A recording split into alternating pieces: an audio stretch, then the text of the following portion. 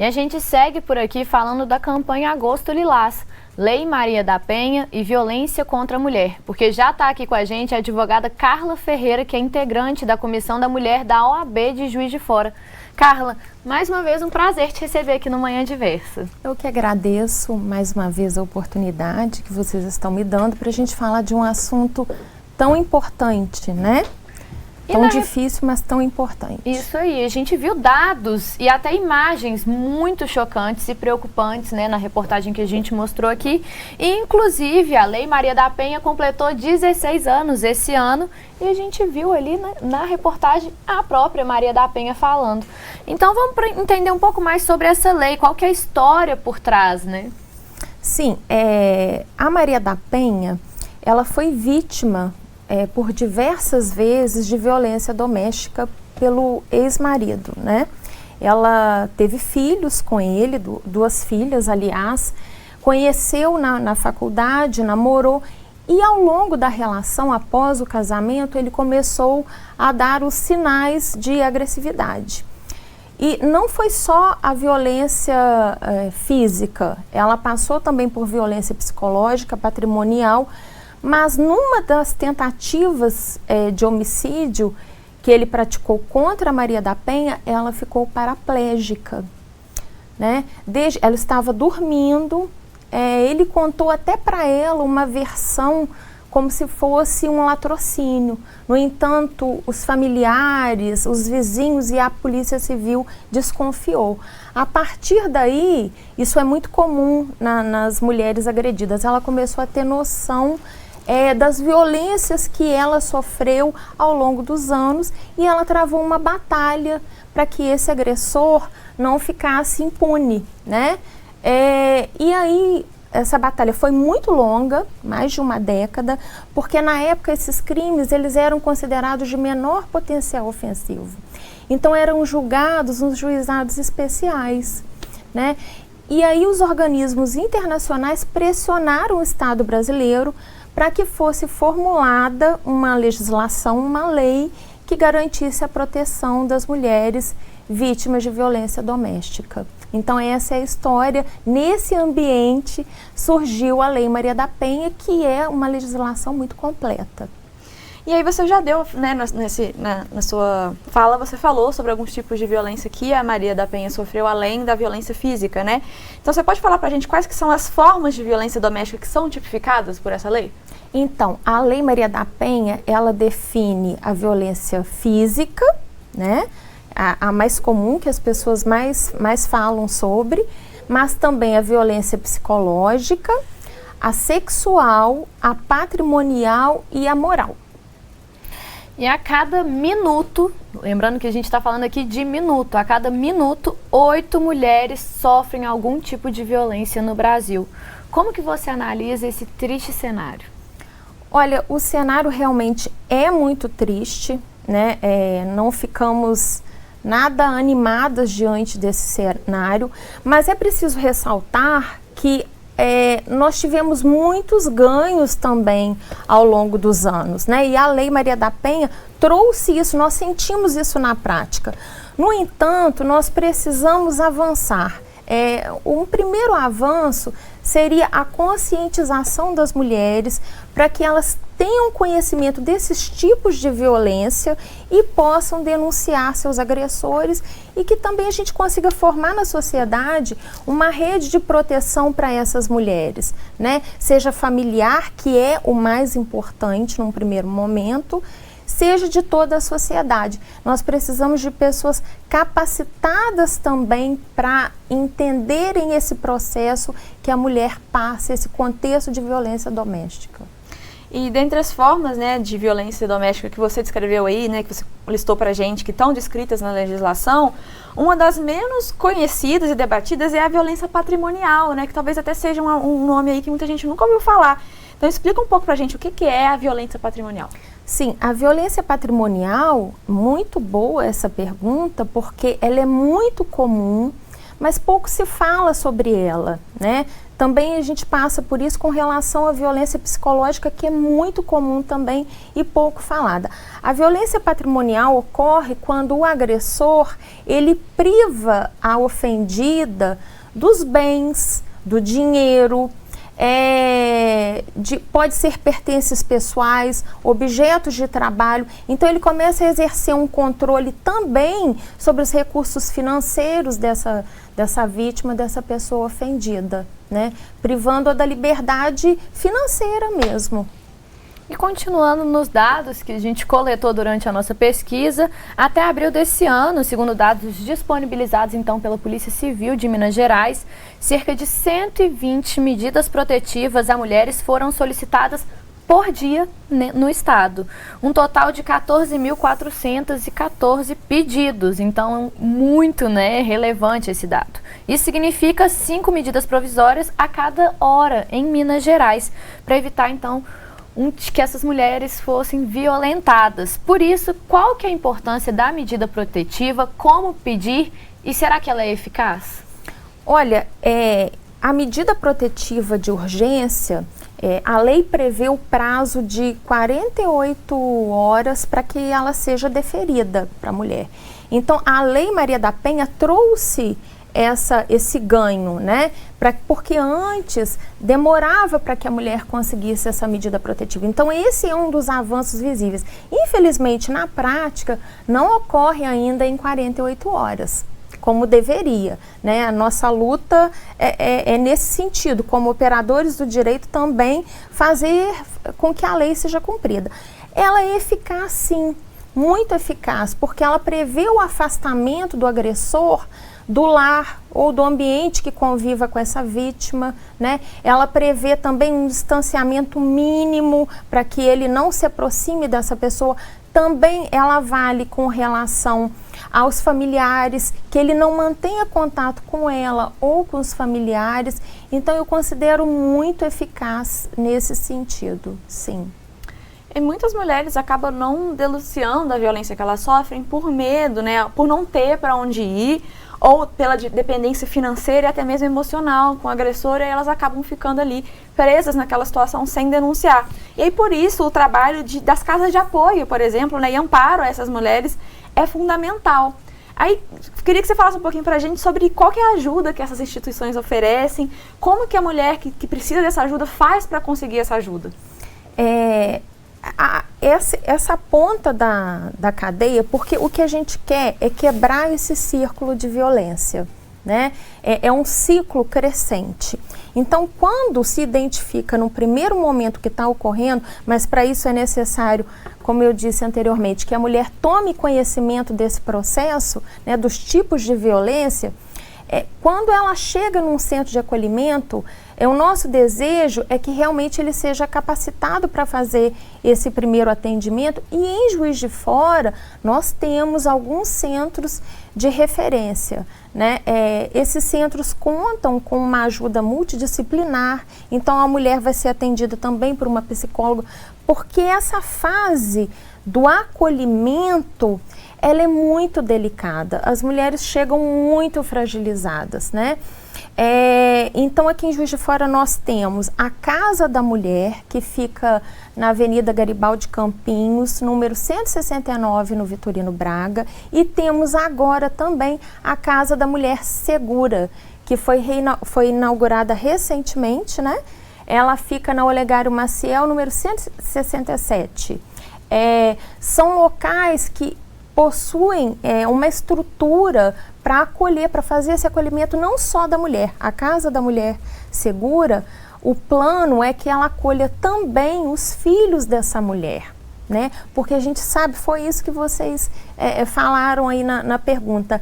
A dependência econômica, muitas vezes a situação de desemprego faz com que essas mulheres se sintam amarradas, além delas estarem vulneráveis a todo esse conjunto de fatores. Carla, você falou da Casa da Mulher. O Manhã Diversa passa em mais de 60 cidades de Minas, tem São Paulo, Rio de Janeiro. Então, esse instituto, essa rede de amparo, né, a Casa da Mulher, ela existe em outras cidades?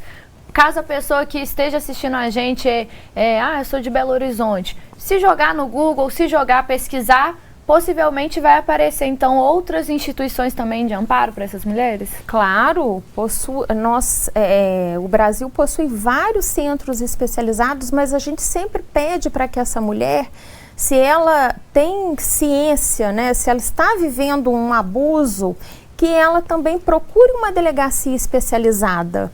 Né? Algumas cidades, a maioria delas já possuem essa delegacia em Juiz de Fora. Nós temos também, fica no Santa Cruz Shopping, temos um núcleo também de atendimento da OAB Mulher, que fica também no 2º piso do Santa Cruz Shopping.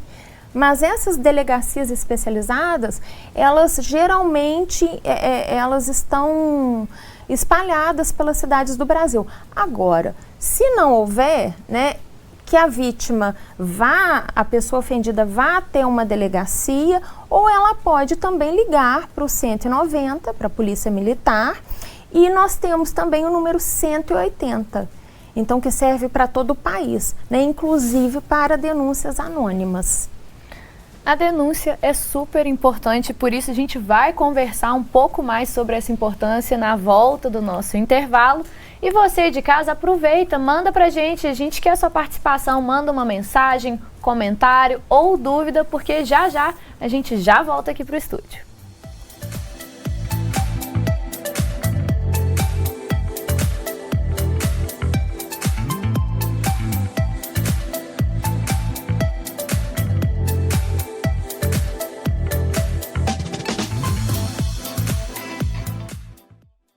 A gente continua o nosso bate-papo sobre a campanha do Agosto Lilás, que combate a violência doméstica e familiar contra as mulheres. E quem está aqui com a gente é a advogada, que é membro da Comissão da Mulher da OAB de Juiz de Fora, a Carla Ferreira. Carla, mais uma vez, muito obrigada pela sua presença aqui hoje. Infelizmente, esse é um assunto que ainda precisa ser debatido e redebatido. Então, vamos continuar aqui a nossa conversa, né? Muitas vítimas, né, elas acreditam que só podem denunciar caso sofram violência física, né? E aí passam anos sofrendo outros tipos de agressão.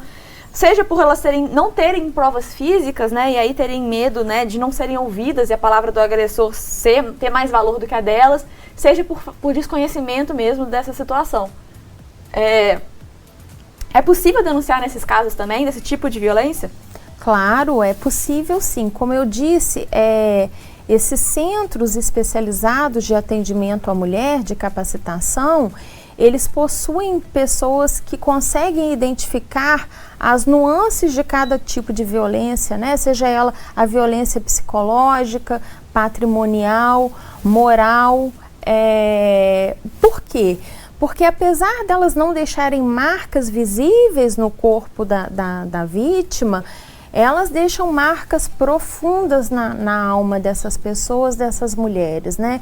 Quando a gente fala da violência psicológica, o agressor, ele humilha a vítima, ridiculariza, minimiza, diminui a autoestima dessa mulher. Então, geralmente, essas pessoas que fazem esse primeiro atendimento, elas conseguem identificar todos esses tipos de violência doméstica previstas na Lei Maria da Penha.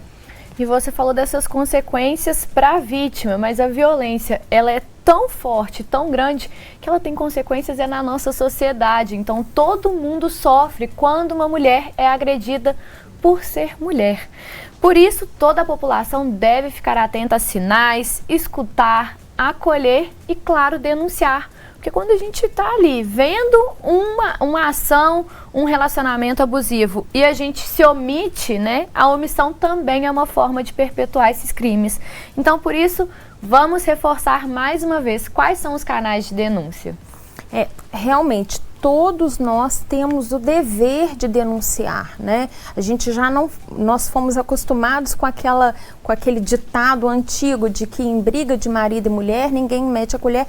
Isso está completamente em desuso. Cada um de nós tem o seu papel na sociedade e nós temos o dever de fazer essa denúncia. Ela pode ser feita de forma anônima, pelo número 180, mas também se for algo que estiver acontecendo ali de forma mais visível, pode também acionar a polícia militar, né, ou ir até uma delegacia da sua localidade, do seu município. É muito importante, como eu disse, que haja um corte desse ciclo no começo, num primeiro sinal de violência, que isso já seja denunciado, que essa mulher seja encorajada a tomar uma atitude. E aí a gente já percebeu aí pela sua fala que existem então 2 tipos de denúncia, né? Que é uma quando há suspeita de que alguém está sendo vítima de abuso de forma contínua, né? E aí você liga para o 180 para fazer a denúncia, e outro quando você presencia um caso de violência, escuta uma briga de vizinhos, enfim, que precisa de uma intervenção imediata, que aí liga para o 190, que é para a polícia, né? Mas antes de ligar para esses canais que a gente falou, quais informações que é preciso ter para conseguir realmente fazer essa denúncia? Aí é muito interessante que possuam os dados dessas pessoas envolvidas, né? Muitas vezes não é necessário nem um detalhamento assim tão grande, mas um nome, um endereço, para que seja feito realmente um trabalho, seja policial, ou até mesmo que haja uma apuração, né, do que está acontecendo. Isso é muito importante, essa parte da denúncia, mas também de que nós passemos a observar mais o comportamento de algumas mulheres que silenciosamente podem estar passando por um quadro de violência doméstica que, como eu disse, nem sempre é física, ela pode ser psicológica, né? E ela pode ser moral também. Quando ela é moral, a violência moral, esse ofensor, ele difama a mulher. Ele faz questão de taxá-la como louca, ele priva essa mulher do contato com amigos, com familiares. Então, assim, é preciso que a gente também comece a prestar atenção nesses sinais para que a gente possa formar aquela rede que começa em casa. Os familiares e amigos, às vezes a mulher não tem coragem de falar, né? Então, essa observação mais atenta, ela faz com que a gente possa auxiliar essa mulher, encorajá-la para que ela vá até um centro de acolhimento. Carla, infelizmente existe também falhas nesse processo de denúncia. É comum, infelizmente, escutarmos relatos de mulheres que depois de reunirem todas essas forças, ter essa coragem para denunciar, conseguiu denunciar e acha que pronto, agora o meu problema vai ser resolvido.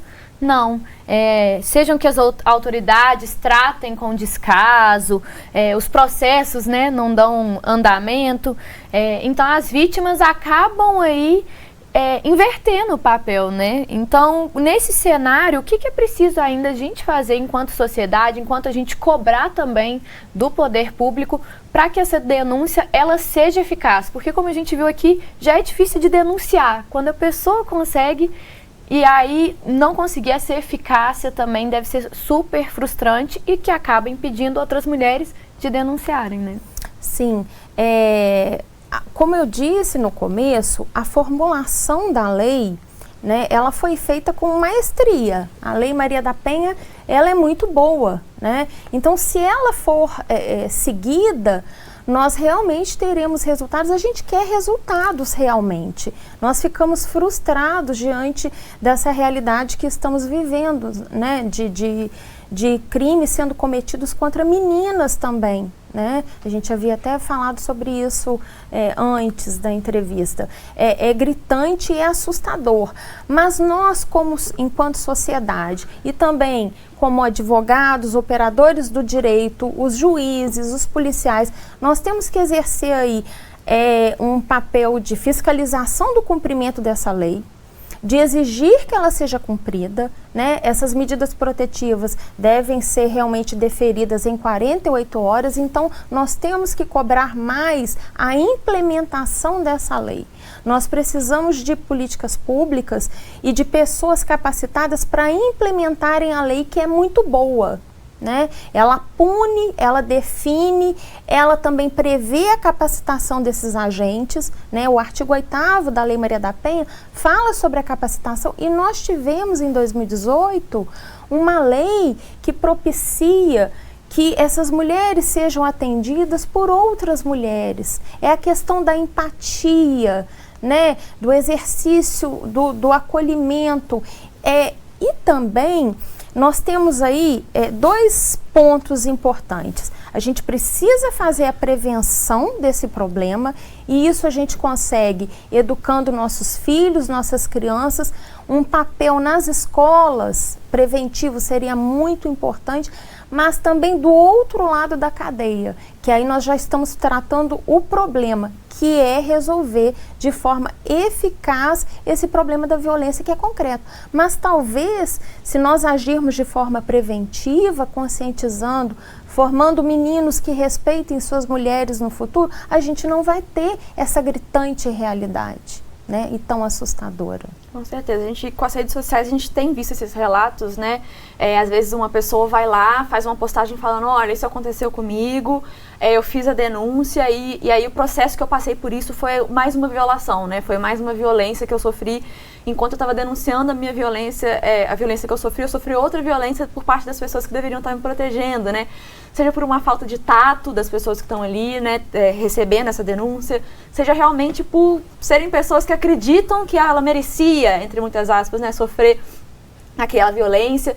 E aí com as redes sociais a gente tem visto, né, quando uma pessoa vai lá e conta esse relato, nos comentários surgem dezenas de outros relatos de pessoas, de mulheres que passaram por situação parecida ou que conhecem alguém que passou por uma situação parecida. Infelizmente isso desmotiva ainda mais essa denúncia, né, porque aí futuras vítimas ou vítimas que são pessoas que estão sendo vítimas, né, que estão vendo aqueles relatos, falam, então, né, de que adianta, né, eu denunciar se eu vou só sofrer mais uma violência que, né, não é o que a gente quer realmente que a lei, como você disse, que é uma lei tão bem elaborada, seja seguida. A gente espera realmente que a gente possa, né, realmente ver que esses relatos diminuírem, né, ou acabarem, porque a gente quer ver a lei sendo cumprida, né. E precisa diminuir porque esse ano tá realmente assustador. Inclusive, se a gente for pegar, nos últimos meses, foi um acontecimento atrás do outro.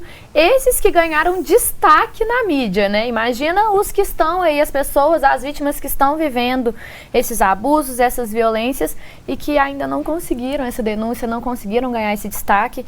Então, realmente a mídia está fazendo um papel importante, mostrando esses casos e que nos últimos meses foram chocantes. Então, por isso, vamos resgatar o que a gente falou aqui no nosso intervalo sobre também o recorte que tem que ser feito da violência sexual. O que você tem visto, né, enquanto advogada, esse tipo de violência ele tem crescido, como identificar, quem são essas pessoas, esses abusadores? Infelizmente é uma realidade e um assunto pouco falado, né? Talvez por um critério aí de machismo, né? Um contexto histórico, cultural, esse assunto é pouco abordado. Mas realmente me incomoda fortemente porque a cada 7 minutos uma mulher é estuprada no país, né? Nós somos considerados o 5º país mais violento do mundo com relação às mulheres. Então, realmente, algo eficaz precisa ser feito, porque contra fatos não há argumentos, né? A gente precisa de pessoas aí que sejam capacitadas e que se debrucem diante da implementação dessa lei. E a gente precisa também educar, de educação sexual, falar sobre isso, né? As nossas crianças, nossas meninas não podem ficar à mercê desse contexto atual. Então, como eu disse, eu sempre acredito que a educação e a prevenção sejam o melhor caminho, né? A gente precisa falar sobre isso mais, porque na maioria das vezes, infelizmente, isso ocorre, mais de 70% dos casos, esse ofensor, esse agressor é alguém da família ou alguém muito próximo. Então nós precisamos estar atentos, conversar com nossas filhas, nossos filhos, para que a gente possa cuidar, né, de algo que é tão valioso. Uma infância roubada dessa forma é a face mais cruel da violência que nós temos. Acho que pelo estupro ser uma violência tão bárbara, as pessoas preferem não falar sobre ele, só que não falar a gente está silenciando, fingir que não existe não significa que não está existindo, né? Então realmente esse espaço, essa conversa tem que ser, né, feita, seja aqui no espaço do Manhã Diversa, seja entre as famílias em casa, orientando os filhos. Então, muito obrigada pela sua participação e que o agosto consiga conscientizar as pessoas e que esse debate ele se estenda aí por todos os meses do ano. Muito obrigada pela sua participação. Eu que agradeço a presença mais uma vez, né? E é muito bom falar sobre isso, necessário, e que tenhamos coragem para denunciar. E se você, mulher, é vítima de violência, procure na sua cidade um centro de referência para que você seja acolhida com empatia, né, sem julgamentos. É muito importante falar que o julgamento ele é desnecessário. A mulher precisa ser ouvida, a vítima, no primeiro momento. Muito obrigada. Muito obrigada.